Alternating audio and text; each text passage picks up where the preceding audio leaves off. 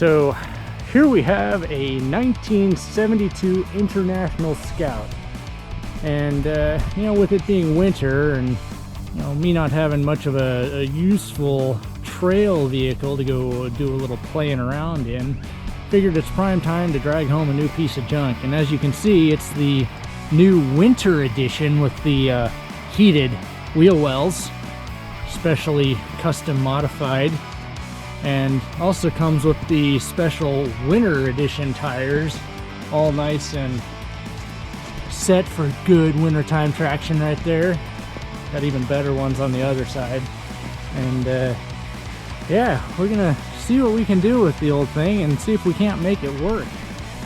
I don't know who owned this before, but apparently they were a little ambitious for what's here. You see, we got animal written here on the door, and it gets even better around the back here. Says attention. I don't know if you can read that there. Says, I am a professional stunt driver. Do not attempt to try this yourself. Yeah, I definitely wouldn't attempt to try this yourself. Please don't do that, ever. Bad idea. Now, let's see, we got last registered 2005. And see what we got in the old back here. Not a whole lot. We do have a roll cage and some bucket seats. Not a whole lot else. Got a fair bit of moss growing in here. All in all, the top looks fairly decent. Decent roll bar. You can see it's a manual transmission truck, which is kind of nice. One of the appeals here. Here's the other side. Got some really nice action going on around the tail light there. It's a nice hole. More of the special customized heated wheel arches for snow wheeling. Again, traction. Obviously not much left for rockers. And let's see what we got for body mounts. Yeah, those invisible variety. Yeah. And let's see under the hood here. We got us straight 6 action, single barrel carburetor. Nothing fancy, but mostly all here. Let's see here. And we got, yep, we got turnage. So it's not locked up. Good news there. We got something to work with. Let's see if we can make it live. Let's take a look inside here. Ooh, got our custom seat mounts there. Nicely done, fabricated. We got door panels. That's a nice difference there. What else we got? Clutch pedal action. Does it work? Maybe. Doesn't feel too much there. Might be a little iffy. Yeah, of course, no keys, unfortunately, but we can work with that. Nice custom stereo installation. Yeah, looks like a 3-speed if we're to believe the knob, and yeah, kind of feels like it might be. And custom glove box there. Ooh, fuzzy dice, flame dice. Hey, roll bar. Wait, this, what does it say? I know I can read.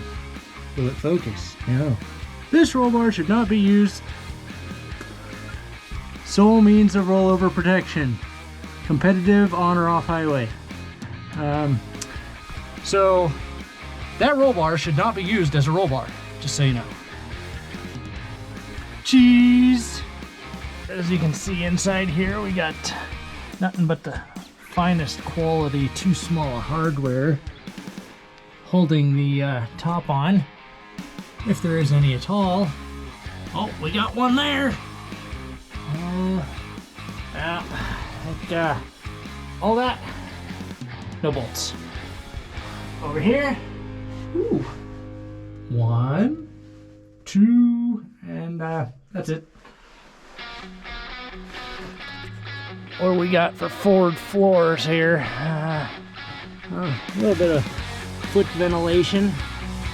That'll be really helpful when we're plowing through the snow drifts. Just gonna take a look at the other side. Let's take a look over here. Man, can't believe the luck finding that. That's gotta stay here. Let's see, can we get under here? Oh, come on. Get under there. Yeah, it's a little damp. Ooh, I actually see metal. That's a nice surprise. What else we got? Butter knife. Special. Got some rags and mystery jug of something real solid. I'm assuming that's not antifreeze.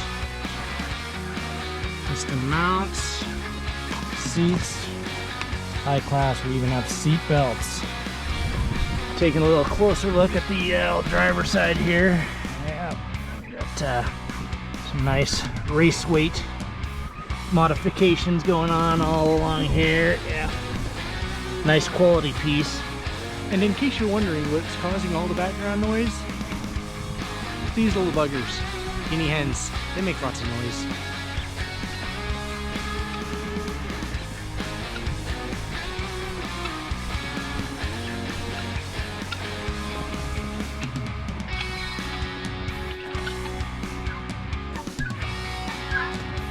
Let's see, a body mount. Yep, was there. So we got, yeah, shackles. What do we got over here? Ooh, yeah, that's a custom shackle liftage going right there.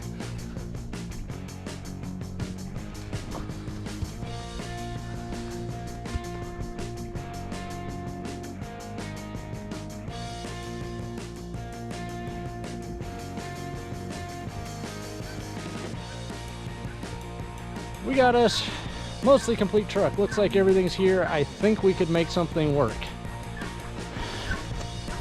The other noisemakers, the geese.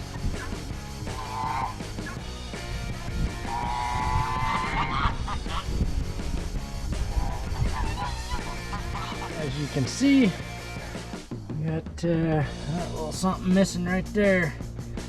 Maybe that's the reason she was parked. Somebody done went and stole the coil. Alright, let's take a gander at these here sparkler plugs. Don't want to get these plug wires mixed up now.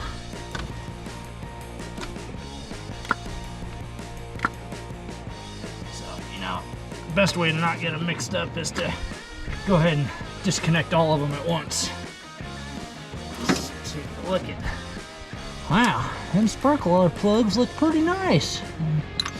Wouldn't you know it, got the wrong size. Back again, this time with the right 5/8 size sparkler plug socket. Not very tight. Let's see what we get here. Judging by the looks of these here plugs, though, somebody's been in here before. Recently-ish. Yeah, not looking too terrible. You see that? Yeah, nice brown color. Got stuck in there. Ah, there we go. Champion. Let's see what the rest look like.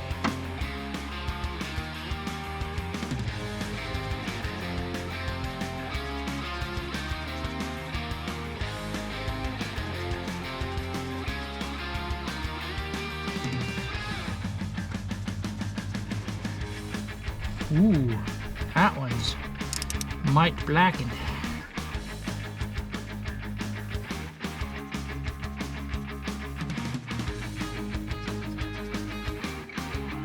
So as you can see, all the plugs look pretty good, save for old number 5 here.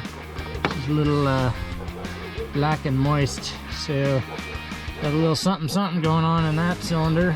Could be a valve issue, valve guide, maybe some rings, but definitely looks like she'll run anyway. See what we can do. While we're here, let's take a look at the oil, and yep, there's oil. Smells like oil. That's good. Definitely good to see there's no milkshake going on in the crankcase. Nothing too unsavory. As I'm sitting here working on the motor, I couldn't help but notice this here fine specimen. Got a genuine cork and a little bit of tin foil. You know, nothing but the best to plug your valve cover with. Now, folks, when you install your fuel lines, you don't want to do this. You notice right there, she's looking a bit kinked. So that's definitely going to cause some drivability issues, and you know, might be why somebody may have parked this, you know, in addition to the ugly. Down here we got our oil pressure sender, and that right there is going to tell me that if we ever get this thing running, we ain't going to have no oil pressure showing on that gauge, because the gauge ain't hooked up. Alright guys, if you're like me and you bring home junk because it's cheap and you can't afford any better, then you might like this one. So of course, like I said, this junk ain't got no key action happening, so we're gonna have to get in there and pop that lock cylinder out and either get it to a locksmith or replace it with another new one with a set of keys. Either way, you need to get this out, and you can go to the auto parts store and rent you a puller to help disassemble this. And obviously I went ahead and took the steering wheel off, and you may or may not need a puller for that. This one didn't, but they got a special little tool to be able to get this lock ring out of there. But I'm kind of a cheap bugger, and well, we're a little ways from a parts store, so I had to get a little inventive. Just took a couple of oversized square nuts that I had laying around the shop and a big heavy washer. Put the steering wheel nut back on there and tighten her down, and as you can see, I got a little gap in there, and I can take my handy dandy set of picks and get in there and dig that guy out and get the column apart so I can get that key out of there. Alright, so we went in and got the clip out of the groove in there. I don't know if you can see that so good, but you don't want to pull the clip straight off the side of the shaft, but instead just get it up and over the little splines here and let it slide off the end, so that way you don't spring that thing open, because once you do that, you may have a little bit of a hard time getting it to go back on and stay put. So just get it out of the groove enough to slide it off the end. So now we can take this nut loose and take everything apart, and we'll show you what's in there. Alright, so we just got the lock ring, and you can see the little clip there sits in the channel, that lock ring. And obviously this round, this is the horn contact, pops off, and there's a big spring behind there, and that's what you're compressing when you tighten the steering wheel nut on top of your spacers to be able to get that clip off. So that spring is what pushes against all this and locks that ring in that groove right there, as you can see. And you know, though this is an International, this is basically a GM steering column, and works on pretty much all GM trucks and cars from 70s and 80s.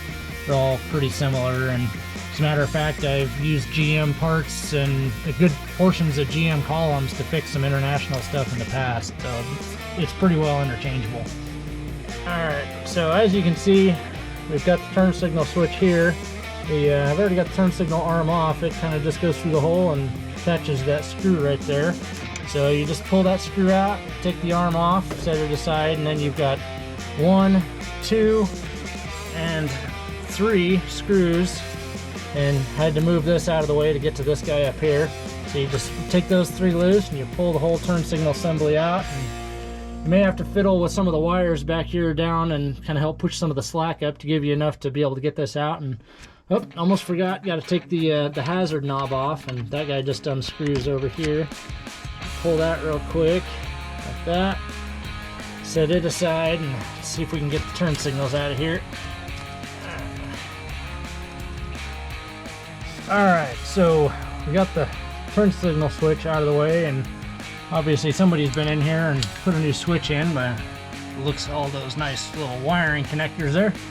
So to get the key switch out, if you look, there's a couple of slots here. You've got this one here on the left and this bigger one on the right, and I don't know that I can get in there well enough to show you, but if you go after that one on the right, there's a little tab in there, and all you got to do is just push that tab in while simultaneously pulling the key switch out to the passenger side, and it should slide right out. And I should have this one loose, so let's see if we can get it out for you.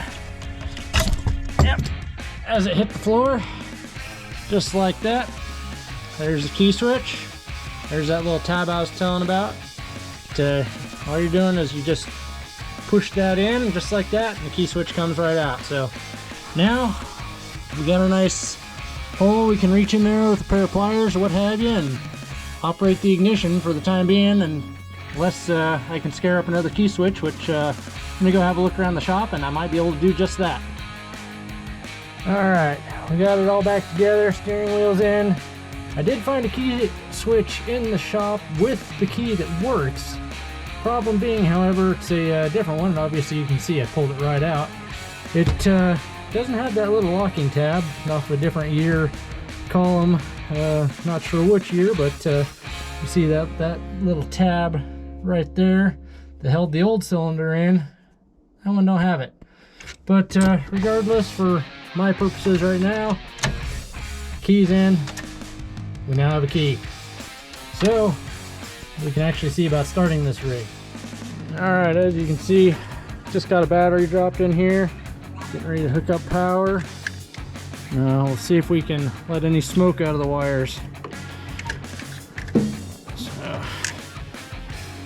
we got power, maybe. It was a fairly topped up battery a little bit ago, but who knows. Not seeing anything obvious or smelling anything yet. Let's go take a look inside. Nothing obvious going on in here.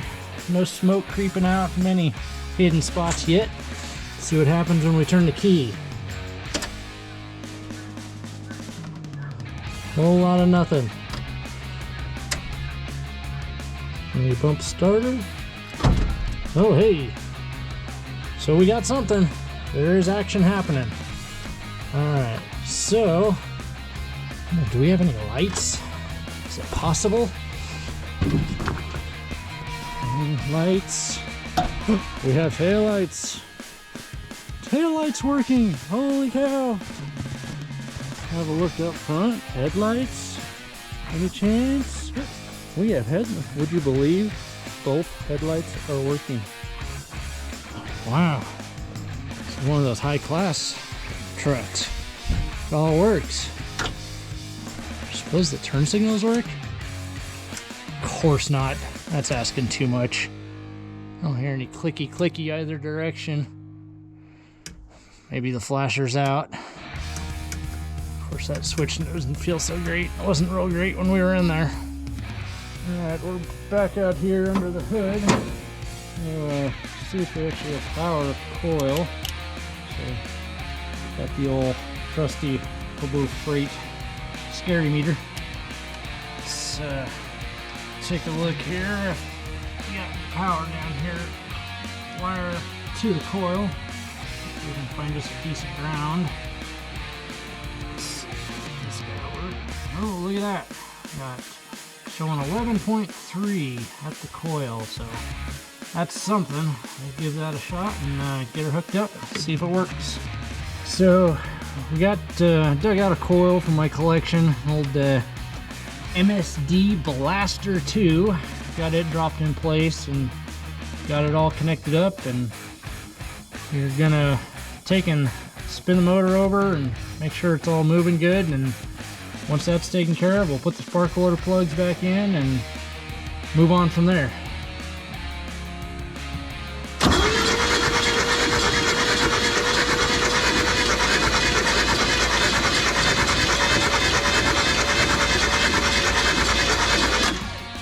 We're gonna want to go ahead and remove the fuel line from the fuel pump down here to make sure it's not drawing any garbage up from the tank. So got our fuel line removal tool.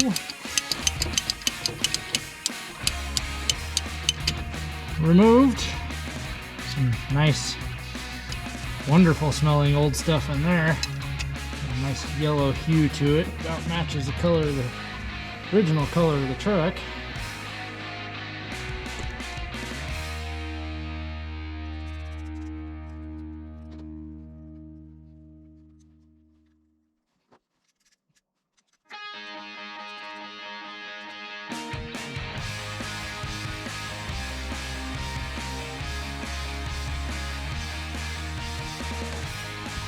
We're going to go ahead and get the air cleaner off of here and have a gander down the carb throat. Yeah, we got some bug nests in there that you may want to think about getting out.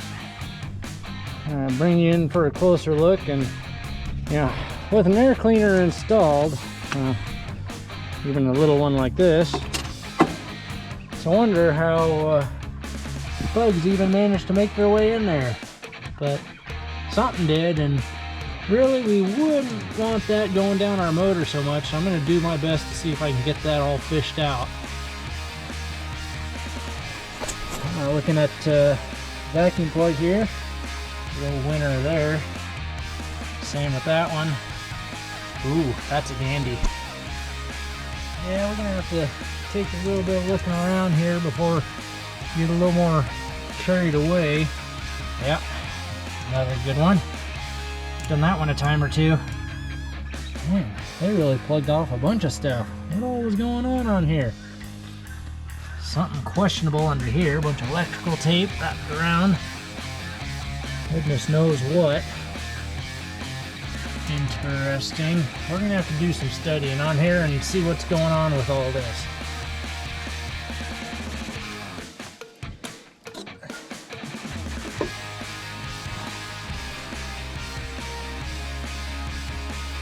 I'm just doing a little spray on the carburetor, cleaning out the neck, and just happened to notice down here, you know, you might have a vacuum leak when you spray inside the carb and it gets wet outside the carb.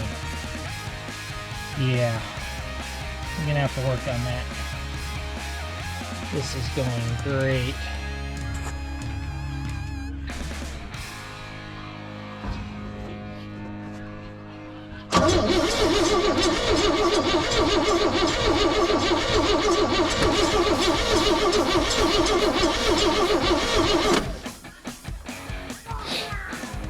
Alright, got the cap and rotor removed here.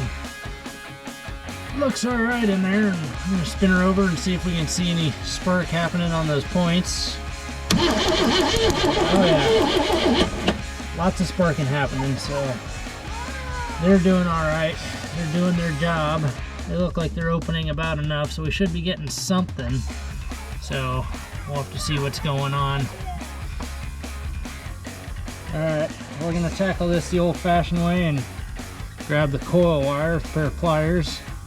And you got to be careful with this. You want to use some nice rubber-handled pliers, and not like these with the rubber grips falling off. So you grab the coil wire real carefully here and hold it real close to the ground, like this here valve cover bolt, and we're going to roll it over and see if we get spark.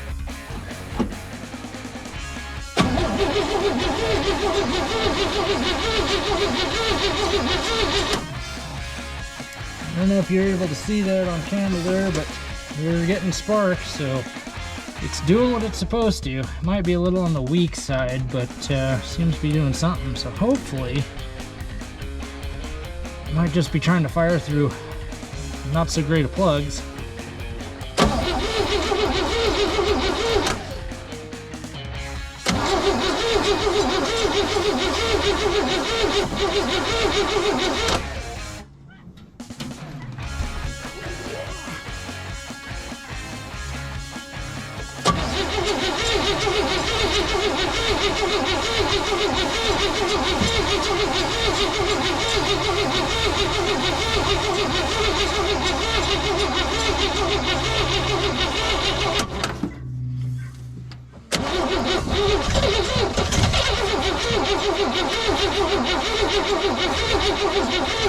There's a little bit of a timing issue.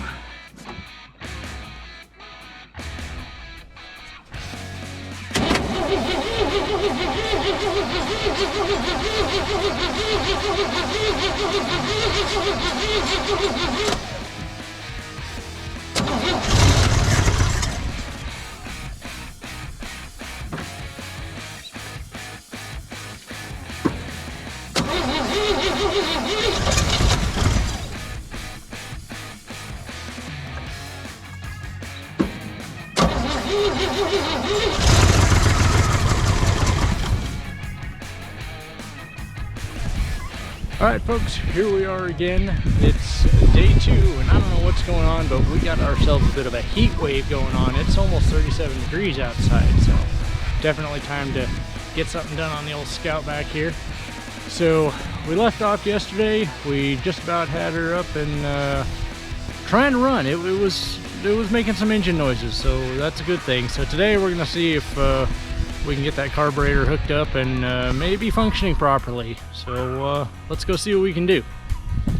All right, so as you can see, we got our sketchy wiring going on to a bundle of wiring over there, and dug around and found a couple of custom vacuum caps to replace those rotted out ones, and I'll go show you what's going on the other side. Alright, over here, obviously we saw our nice bundle of wire. Well, that's my extra long set of jumper wires that go to a handy little switch here, which is running down to the old rattle action fuel pump hooked into the gas can. So right now we're trying to push fuel up to the original fuel pump there and try to push it through it and try to get a little fuel going on over there. So let's see if we can actually get it to make noise and maybe run on that carburetor. I don't have high hopes for anything in that working well, because as you saw yesterday, we had a little bit of leakage externally when we sprayed the fluid internally. So definitely not high hopes for anything working right in that. We're probably gonna have to get a rebuild kit, if not find another carburetor. So let's see what we can make happen. Alright, we're going to fire up the fuel pump and walk over and see if we can't make some noise out of this.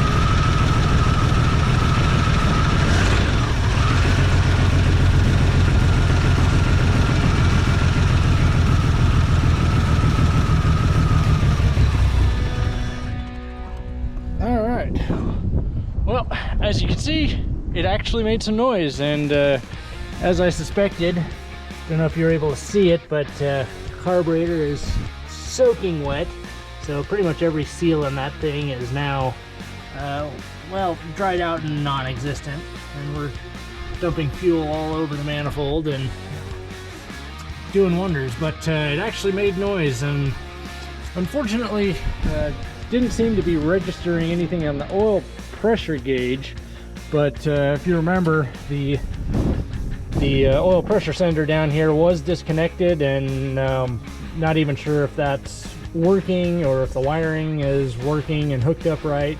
Who knows? I grabbed a wire that looked like it was the right one and stuck it back on there, but it's pretty dirty and covered in oil and filth, so chances are it's not working so good. So we're gonna look into this a little bit more and see what we can do.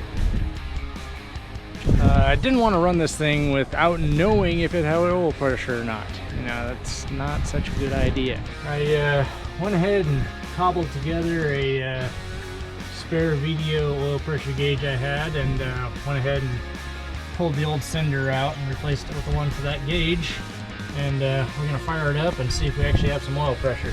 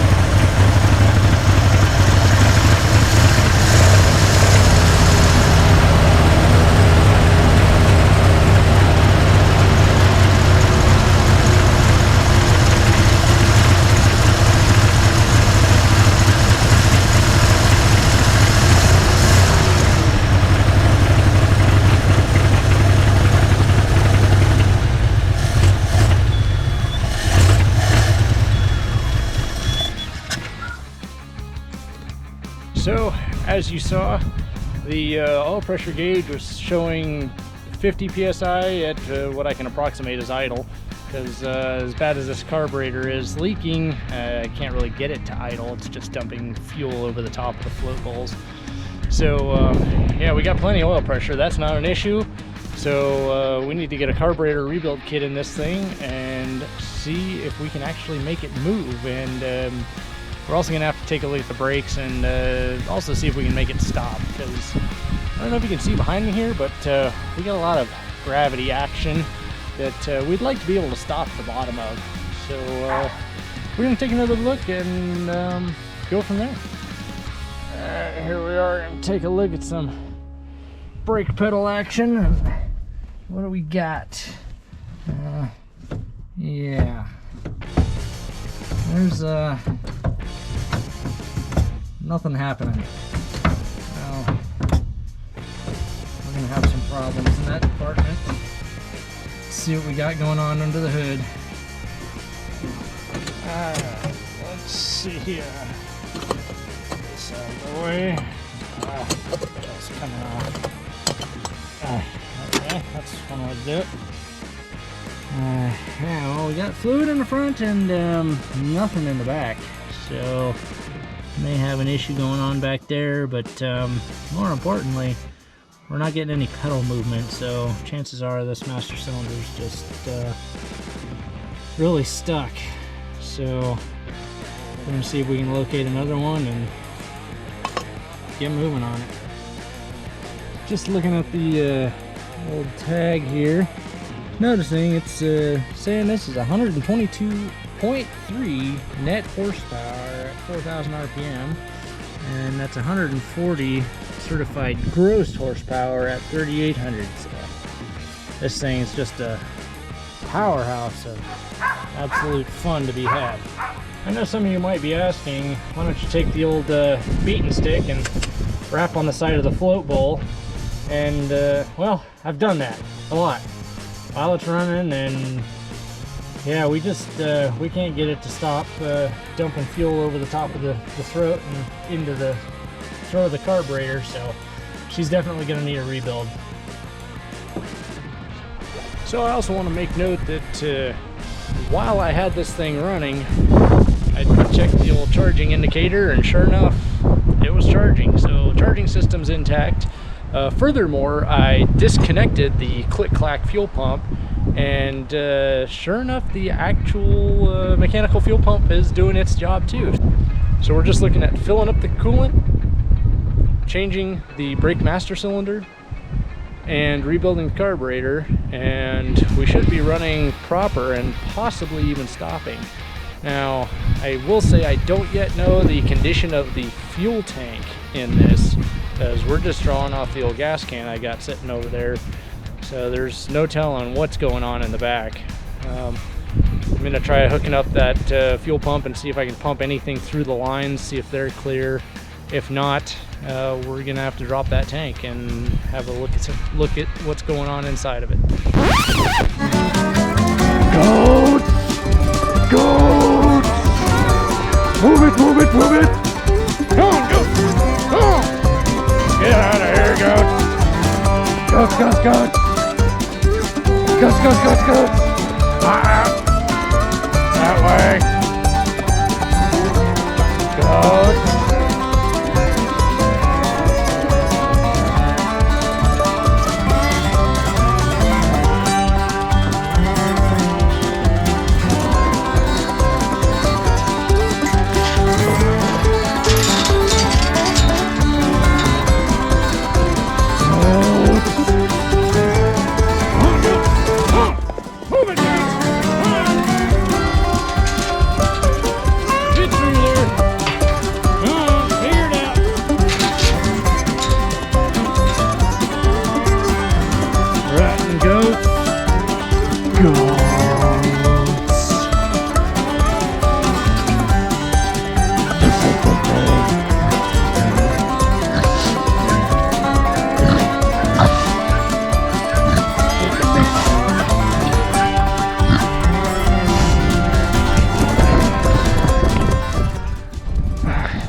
Just don't know how I'm supposed to get anything done when every time I turn around, goats are into the hay.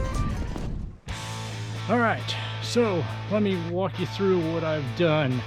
As you can see, got the fuel system installed. That's a tank of dubious quality from another project car I drug home, and I've never used it. So, of course, we just connected it right up. Got a nice piece of rubber hose to a copper line right to the engine. We're gonna see what happens, and of course we're gonna back it off the trailer, assuming it moves under its own power, and we ain't got no brakes, but we're gonna try it anyway. Can't get too far. Went ahead and added some air to the rubber donuts. Well, I don't know, you wouldn't know it looking at this side.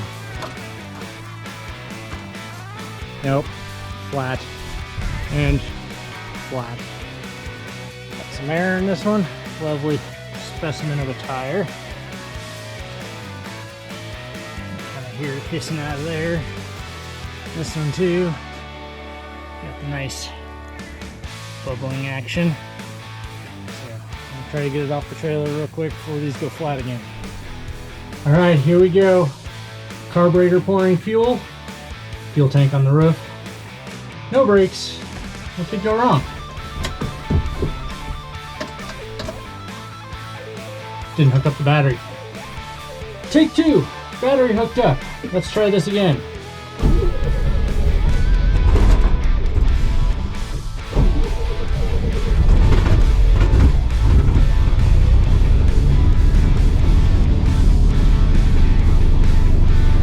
Maybe working.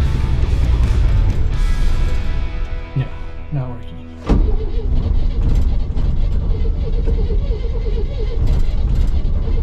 Come on, think about it. Hey,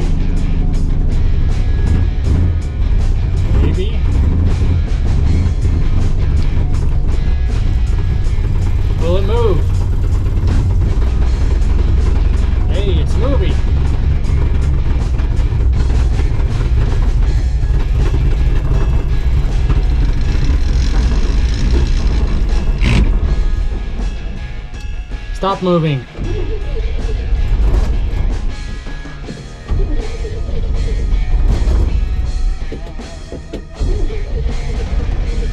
Come on. You want to?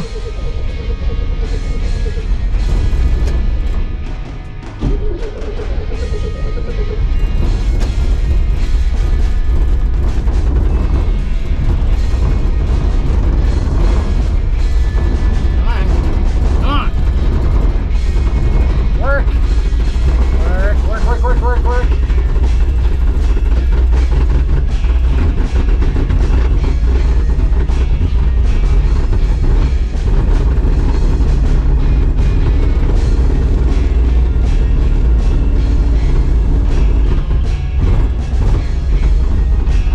We got it off the trailer. We succeeded.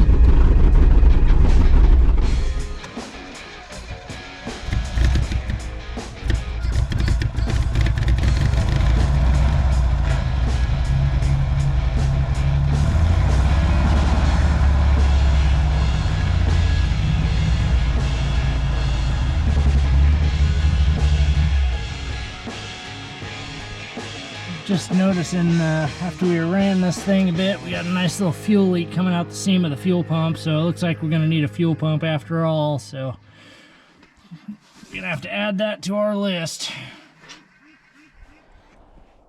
Well, as you can see, we managed to barely get it backed up in front of the shop where we can park it until we get some more parts in stock.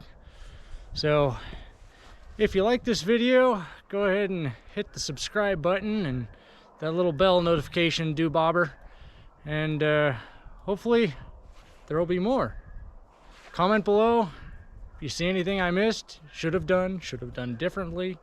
Let me know, and we'll see what we can do for you next time.